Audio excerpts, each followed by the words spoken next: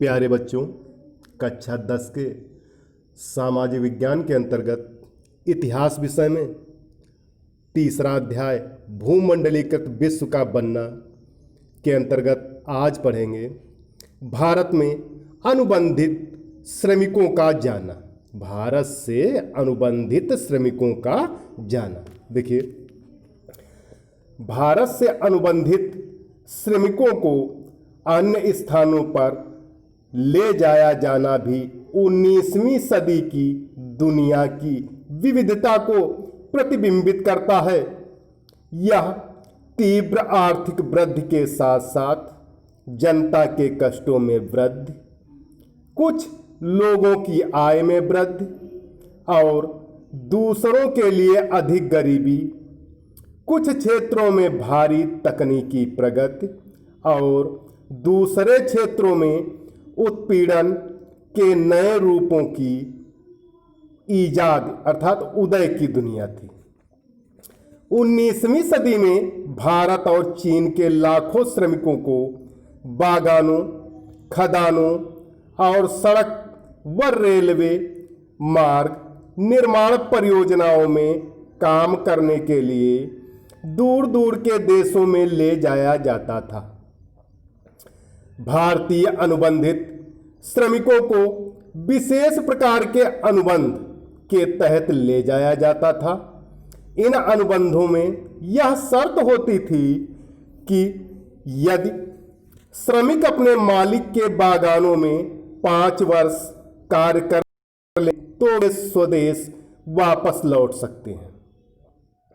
भारत के अधिकतर अनुबंधित श्रमिक वर्तमान पूर्वी उत्तर प्रदेश, बिहार, मध्य भारत और तमिलनाडु के सूखे क्षेत्रों से जाते थे। 19वीं सदी के मध्य में क्षेत्रों में बहुत अधिक परिवर्तन आने लगे थे। यहाँ कुटीर उद्योग समाप्त हो रहे थे तथा जमीन का किराया बढ़ गया था। खानों और बागानों के लिए जमीनों को साफ किया जा रहा था। इन परिवर्तनों के कारण निर्धनों के जीवन में गहरा असर पड़ा। वे बटाई पर जमीन तो ले लेते थे परंतु उसका भाड़ा नहीं चुका पाते थे। जमीन तो बटाई पर ले लेते थे लेकिन जो उसका किराया पड़ना होता था वो नहीं दे पाते थे। उन पर कर्ज का बोझ बढ़ता गया, इसलिए उन्हें रोजगार की तलाश में अपने घर बार छोड़ने पड़े। मुख्य रूप से भारतीय अनुबंधित श्रमिकों को कैरेबियाई द्वीप समूह जैसे त्रिनिदाद, गुयाना और सूरीनाम, मॉरिशस व फिजी ले जाया जाता था।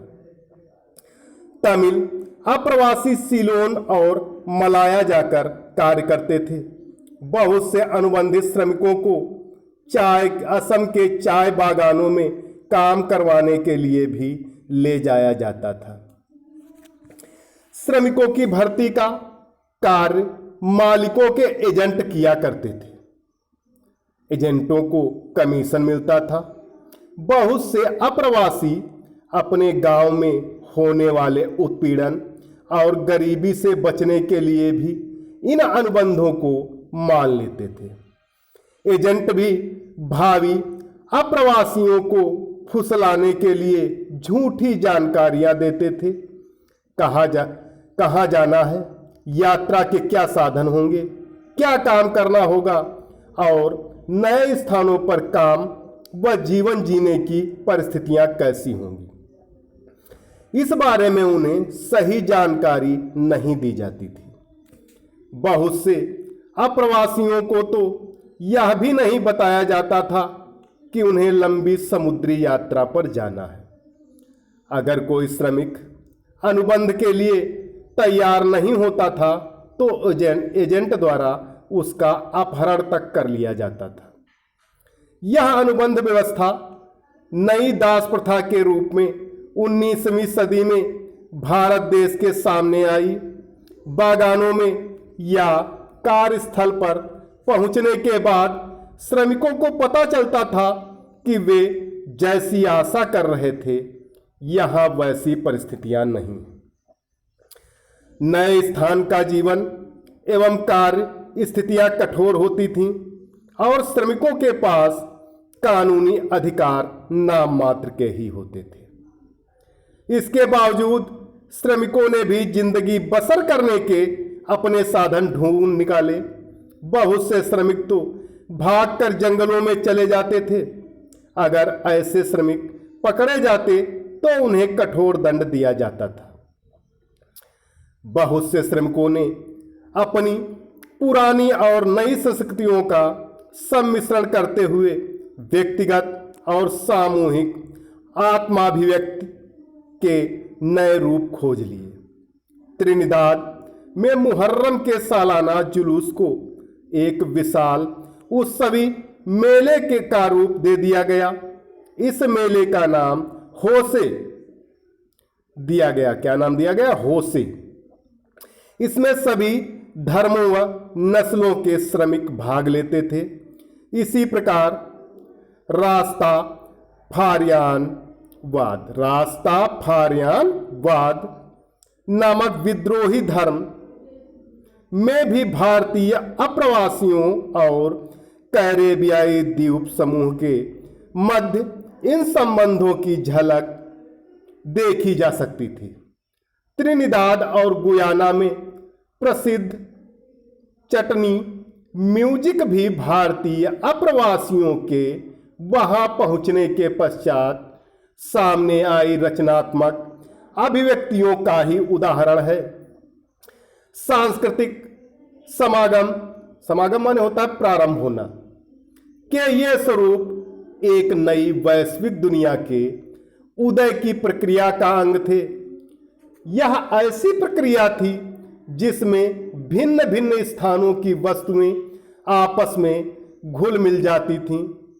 उनकी मूल पहचान और विशिष्टताएं लुप्त हो जाती थीं और बिल्कुल नया रूप सामने आता था। अधिकतर अनुबंधित श्रमिक अनुबंध समाप्त हो जाने के पश्चात भी वापस नहीं लौटे और जो वापस लौटे उनमें से भी अधिकांश केवल कुछ समय यहाँ बिताकर फिर अपने नए ठिकानों पर वापस चले गए और उनका वंश वहीं अपना जीवन व्यतीत करने लगा। इसी कारण इन देशों में भारतीय मूल के नागरिकों की संख्या बहुत अधिक पाई जाती थी। उदाहरण स्वरूप, क्या आपने नोबेल पुरस्कार विजेता साहित्यकार वी.एस. नायपाल का नाम सुना है? या वेस्ट इंडीज के क्रिकेट खिलाड़ी शिवनारायण चंद्रपाल और राम नरेश सरवन का नाम भी सुना ही होगा। क्या आपको कभी ऐसा लगता है कि उनके नाम हम भारतीयों जैसे क्यों हैं?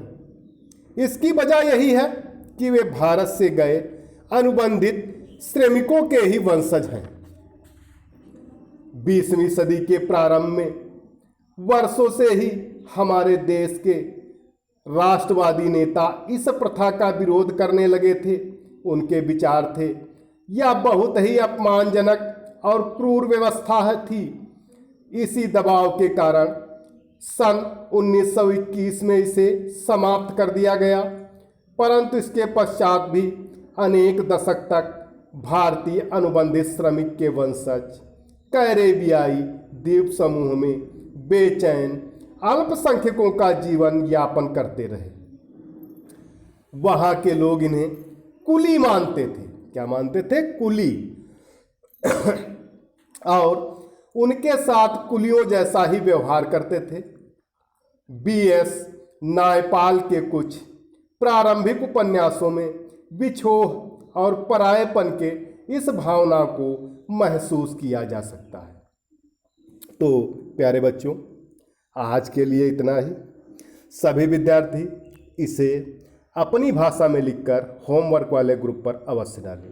धन्यवाद।